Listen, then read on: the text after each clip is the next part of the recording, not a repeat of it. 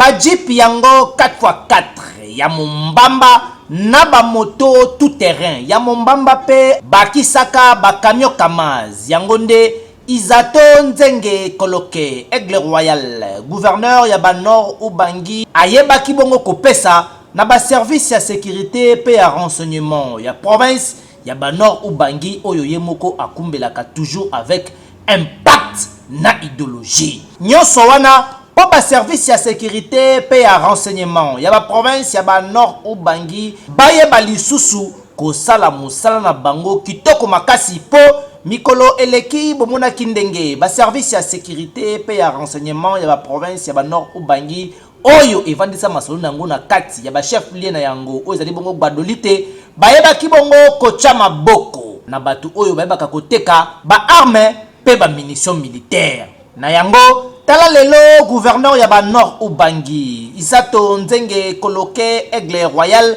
ayibi bongo ko renforcer capacité ya opération ya ba service ya sécurité pe ya renseignement ya province ya ba Nord Ubangi province oyo yemoko alekaka kokumbelaka nyonso wana po ba service ya sécurité pe ya ba renseignement ya ba province ya ba Nord Ubangi bayeba bongo kosala lisusu musala makasi pe kitoko na ba frontière pe na kati ya intérieur ya province ya Nord Ubangi Izato Nzenge Koloke Aigle Royal le jeune gouverneur boyebake sima ya kopesa ba clé ya ba Jeep 4x4 ya tumo pia pe ba moto ya Mombamba na ba camion Kamaz epa ya ba service ya sécurité pe ya renseignement ya province ya Nord Ubangi ayebaki bongo ko rappeler oyo ezali importance ya ba engin yango oyo eye lokola appui na opération ya sécurité pe pona koyeba lisusu ko traquer batu mabe oyo butu lokola moi bazali kosala ba projet ya mabe pona province ya ba Nord Ubangi